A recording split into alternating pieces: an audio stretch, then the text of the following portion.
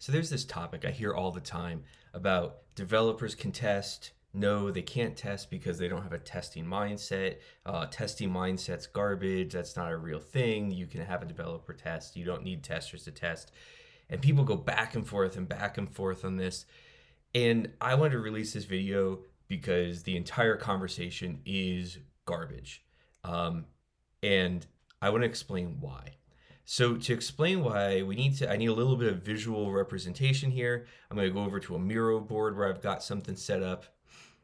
So I want you to imagine that you've got these two team members here, right? And if I look at these two team members, obviously Rufus is a developer. He has high development skill. These little bars are meant to show how much skill they have in an area and no testing ability at all.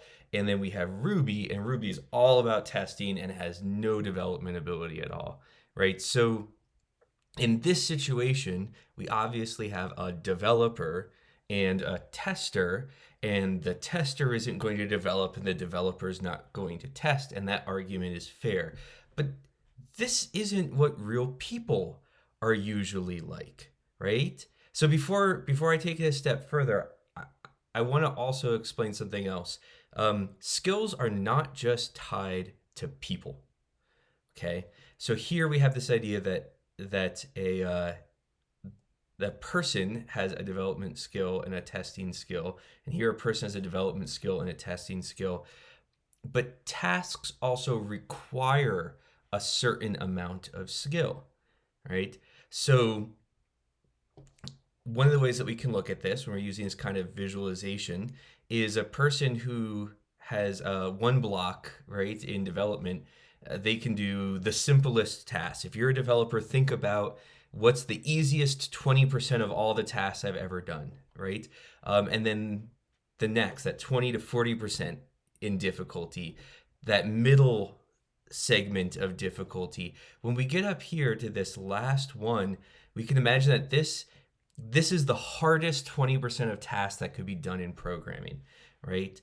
And that's going to be really important because think about the hardest 20% of all tasks in programming. Now, think for a moment about your work. How often do you do anything that falls into that hardest 20% of programming? How often are you writing complex algorithms for searching petabytes of data? How often are you like writing applications that do object recognition in self-driving cars, right? You're probably not. Meaning, even if you have the ability to do this last bit of work, you probably never use it. Is that the most valuable use of your skill, training up and maintaining that skill? So instead, we have a different type of view. I'm going to bring up two more people here. Got them kind of hidden down here. So imagine these two people, right? So we have Chad here. Chad doesn't worry about that last 20% of skills. Instead, he develops some testing capabilities, right? And the truth is that those easiest tasks, those are the parts of your skill that are easiest to learn. So if you stop trying to maintain this highest part of your skill set in a particular narrow silo, it's not going to just look like this, right? Just by dropping off that last little bit and putting your attention on an adjacent skill, you're going to come into a much higher skill level. Now you're able to tackle the lowest 40% of all tasks that exist in this particular skill domain, right?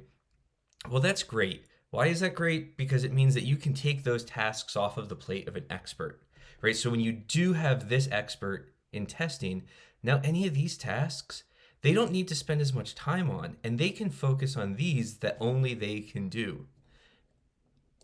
This other person here, this is a real person that I worked with. She was a developer for years. She wanted to move over to the testing side of the house.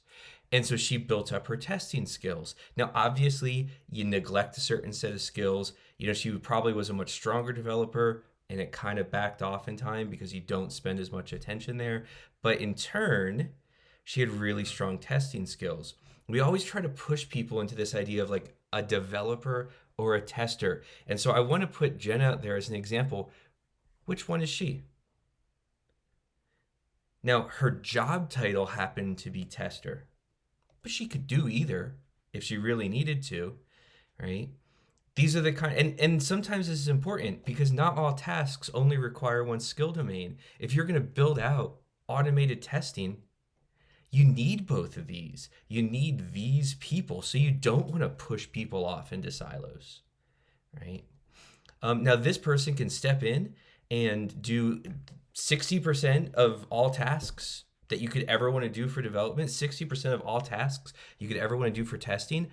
I've worked in dozens and dozens of organizations. Let me tell you, most organizations will never top this line in either of these skill sets. They will never do harder development tasks than this 60% difficulty, and they will never do harder testing tasks than this 60% difficulty. So for most organizations, this person can do everything. That's the person you want to be looking at. So we have these crazy conversations about can testers test? Is it just developer? Can developers test? Can they do any testing? Stop having these ridiculous fabricated conversations. Look at the actual skill sets people bring to the table and look at what balance of skills is going to best serve your team and your organization. That's the more valuable conversation.